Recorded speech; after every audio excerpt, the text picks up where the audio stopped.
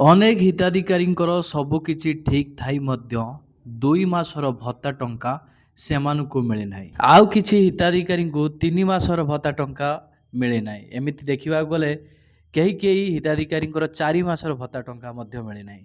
ତ ସରକାରଙ୍କ ତରଫରୁ ଯେଉଁ ଘୋଷଣା କରାଯାଇଥିଲା ବୈଷୟିକ ତ୍ରୁଟି ଯୋଗୁଁ ସେମାନଙ୍କୁ 2 ମାସର ଭତ୍ତା ଟଙ୍କା ଏକାବେଳକେ ଜୁନ୍ ମାସରେ ପ୍ରଦାନ କରାଯାଇଥିଲା। ଏବେ କୋଉଟା ଅସୁବିଧା ରହିଛି, କାହିଁକି ସରକାର ଭତ୍ତା ଟଙ୍କା ଦେଉନାହାନ୍ତି, ହିତାଧିକାରୀମାନଙ୍କୁ ଭତ୍ତା ଟଙ୍କା ପାଇବାରେ ବିଳମ୍ବ କାହିଁକି ହେଉଛି, ଏହି ଭତ୍ତା ଟଙ୍କା କେବେ ମିଳିବ, ବାକି ଥିବା ଭତ୍ତା ଟଙ୍କା ସେମାନଙ୍କୁ ସରକାର କେଉଁ ତାରିଖରେ ଦେବା ପାଇଁ ଯାଉଛନ୍ତି।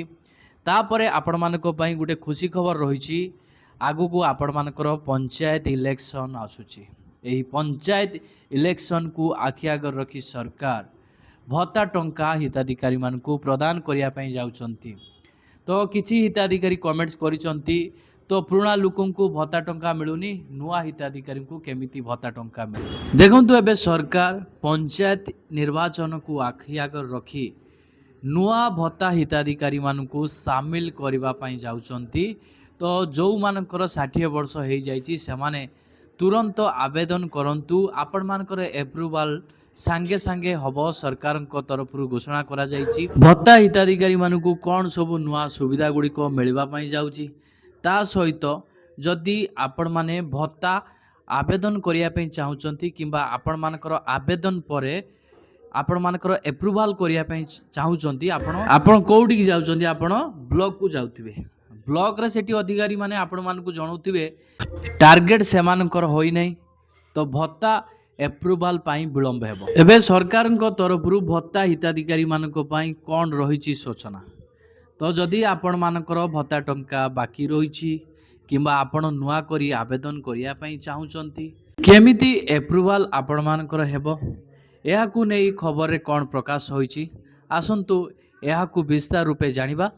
ତ ଆପଣମାନେ ବିନା ସ୍କିପ୍ରେ ଭିଡ଼ିଓଟିକୁ ଶେଷ ପର୍ଯ୍ୟନ୍ତ ଦେଖନ୍ତୁ, ଯାହାଫଳରେ ଆପଣମାନେ ଡିଟେଲ୍ସ ଇନଫର୍ମେସନ୍ ପାଇପାରିବେ। ଭିଡ଼ିଓଟିକୁ ଆରମ୍ଭ କରିବା ପୂର୍ବରୁ ଆପଣ ସମସ୍ତଙ୍କୁ କହି ରଖିବି, ଚ୍ୟାନେଲରେ ଯଦି ନୂଆ କରି ଆପଣମାନେ ଭିଡ଼ିଓଟିକୁ ଦେଖୁଥାନ୍ତି, ଏପର୍ଯ୍ୟନ୍ତ ଚ୍ୟାନେଲକୁ ଆପଣ ସବସ୍କ୍ରାଇବ୍ କରିନାହାନ୍ତି, ତାହେଲେ ଆପଣମାନେ ଚ୍ୟାନେଲକୁ ସବସ୍କ୍ରାଇବ୍ କରିଦିଅନ୍ତୁ, ଭିଡ଼ିଓକୁ ଗୋଟେ ଲାଇକ୍ କରିଦିଅନ୍ତୁ।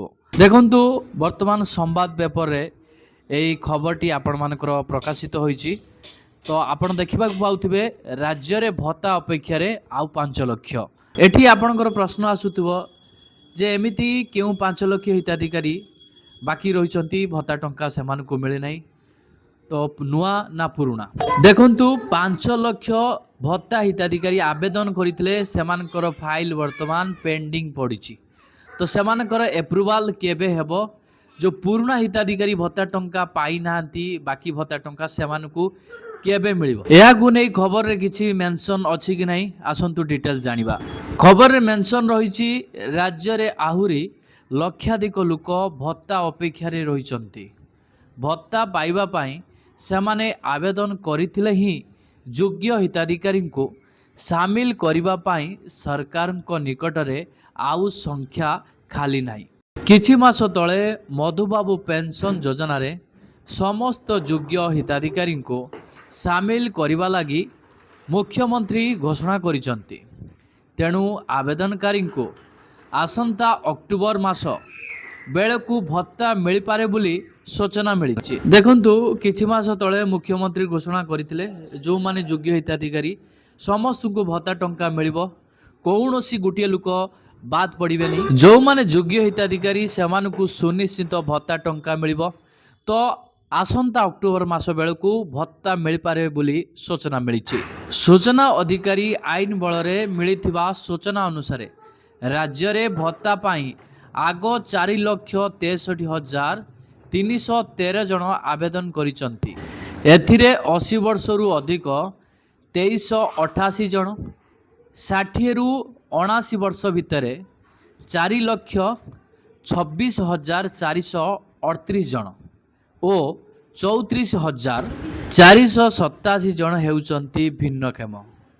80 ବର୍ଷ ଅଧିକ ଆବେଦନକାରୀଙ୍କ ମଧ୍ୟରେ ଗଞ୍ଜାମରୁ ସର୍ବାଧିକ 423, ଯାଜପୁରର 261, କଟକରୁ 210, ମୟୂରଭଞ୍ଜରୁ 175, ବଲାଙ୍ଗୀରରୁ 160 ଓ ଅନୁଗୁଳରୁ 120 ଜଣ ବ୍ୟକ୍ତି ରହିଛନ୍ତି। ସେହିପରି ଭିନ୍ନକ୍ଷମ ଆବେଦନକାରୀଙ୍କ ଭିତରେ ବାଲେଶ୍ୱର 3802, ସୁନ୍ଦରଗଡ଼ରୁ 3290, ନୟାଗଡ଼ରୁ 3162, ଯାଜପୁରରୁ 2389, ଗଞ୍ଜାମରୁ 2043 ଜଣ, କେନ୍ଦୁଝରରୁ 2010 ଜଣ ଓ ଖୋର୍ଦ୍ଧାରୁ 1648 ଜଣ ଅଛନ୍ତି। 60ରୁ 79 ବର୍ଷର ଭତ୍ତା ପାଇଁ ଗଞ୍ଜାମର ସର୍ବାଧିକ 47,596 ଜଣ ଅପେକ୍ଷାରେ ରହିଛନ୍ତି। ଦେଖନ୍ତୁ, ଯାହା ଖବରରେ ମେନସନ୍ ରହିଛି, ଅକ୍ଟୋବର ପରେ ମଧୁବାବୁ ପେନସନରେ ସାମିଲ ହୋଇପାରନ୍ତି କେନ୍ଦ୍ର ରାଜ୍ୟ ଯୋଜନାରେ 80 ବର୍ଷରୁ ଅଧିକ ବ୍ୟକ୍ତିଙ୍କ ସଂଖ୍ୟା 3.84 ଲକ୍ଷ। ରାଜ୍ୟ ସାମାଜିକ ସୁରକ୍ଷା ଓ ସଶକ୍ତିକରଣ ବିଭାଗର ଜଣେ ବରିଷ୍ଠ ଅଧିକାରୀ କହିଛନ୍ତି, ଭତ୍ତା ପାଇଁ ଆବେଦନ କରିବାର 1 ମାସ ଭିତରେ ଜଣେ ଯୋଗ୍ୟ ବ୍ୟକ୍ତିଙ୍କୁ ଭତ୍ତା ଦିଆଯାଏ। ମଧୁବାବୁ ପେନସନ ପାଇଁ ସରକାରଙ୍କ ଏକ ନିର୍ଦ୍ଦିଷ୍ଟ ସଂଖ୍ୟା ଧାର୍ଯ୍ୟ କରିଛନ୍ତି। ଏହାଠାରୁ ଅଧିକ ବ୍ୟକ୍ତିଙ୍କୁ ଭତ୍ତା ଦିଆଯାଇପାରିବ ନାହିଁ। ଏହି ସଂଖ୍ୟାରେ ଖାଲି ହେଲେ ହିଁ ଜଣେ ବ୍ୟକ୍ତି ଭତ୍ତା ପାଇବା ପାଇଁ ଯୋଗ୍ୟ ହୋଇପାରିବେ।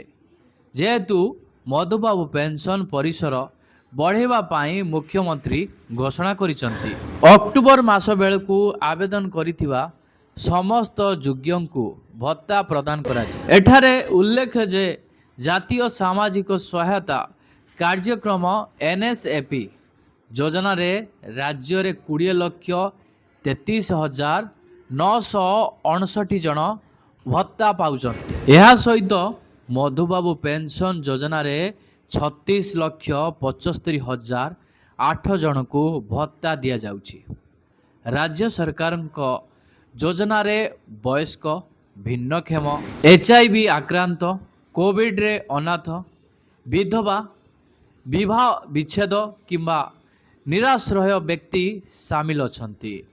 ତେବେ ଉଭୟ କେନ୍ଦ୍ର ଓ ରାଜ୍ୟ ସରକାରଙ୍କ ଯୋଜନାରେ ଭତ୍ତା ପାଉଥିବା 80 ବର୍ଷରୁ ଅଧିକ ଲୋକଙ୍କ ସଂଖ୍ୟା ହେଉଛି 3,84,233 ଜଣ। ଏଥିପାଇଁ ସମୁଦାୟ ଆପଣମାନଙ୍କର 134,49,55,500 ଟଙ୍କା ପ୍ରଦାନ କରାଯାଉଛି। ଦେଖନ୍ତୁ, ଯେଉଁ ହିତାଧିକାରୀମାନଙ୍କୁ ଭତ୍ତା ଟଙ୍କା ମିଳିନାହିଁ, ସେମାନଙ୍କର ଭତ୍ତା ଟଙ୍କା ବାକି ରହିଛି, ସେମାନେ ଅପେକ୍ଷା କରିଛନ୍ତି ଭତ୍ତା ଟଙ୍କା ପାଇବା ପାଇଁ। ତ ମୁଁ ସେମାନଙ୍କୁ କହି ରଖିବି, ତାଙ୍କର ଆଧାର କାର୍ଡ଼ ସହିତ ବ୍ୟାଙ୍କ ଆକାଉଣ୍ଟକୁ ସଂଯୋଗ କରି ଡିବିଟ୍କୁ ସକ୍ରିୟ କରନ୍ତୁ, KYCକୁ ଆପଣ ସମ୍ପୂର୍ଣ୍ଣ କରନ୍ତୁ। ଯଦି ଆପଣ କରିନାହାନ୍ତି ତାହେଲେ ଆପଣ ତୁରନ୍ତ କରେଇ ନିଅନ୍ତୁ। ଆଶା କରାଯାଉଛି ଅଗଷ୍ଟ 15 ତାରିଖରେ ଭତ୍ତା ଟଙ୍କା ମିଳିପାରେ, କିନ୍ତୁ ଏହାକୁ ନେଇ ଅଫିସିଆଲି କୌଣସି ଘୋଷଣା କରାଯାଇନାହିଁ।